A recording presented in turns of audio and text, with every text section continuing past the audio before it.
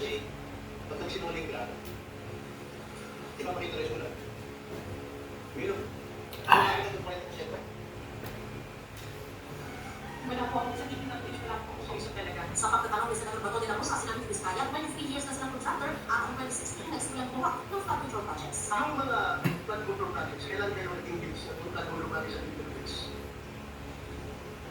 Siguro mga 2016 onwards. Please to make sure you Ay, yes po, 2016 onwards po. Yes po. 2016 onwards. Lahat na. O yun lang mga kapatid, pinakita natin kung gaano ba sila yumaman. Okay? So, imagine nyo just imagine. Natitiis nila, may tao naghihiwa.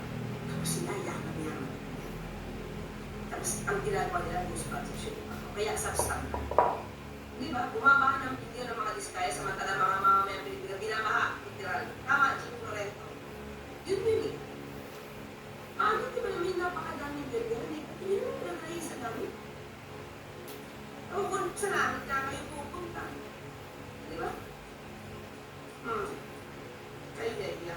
Di ba, IC vlogs? O, para di tama sa Senado, pipiling ang flood control kasi maraming involved kasi ito. Umpisa na yun, independent commission para imbestigan na mabawin na yung pera sa kanila mga may mga critics ito naman. You cannot control, you cannot prevent naman the Senate to make this kind of hearing kasi in aid of legislation lang sila.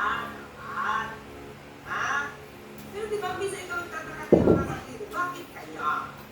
Yun na.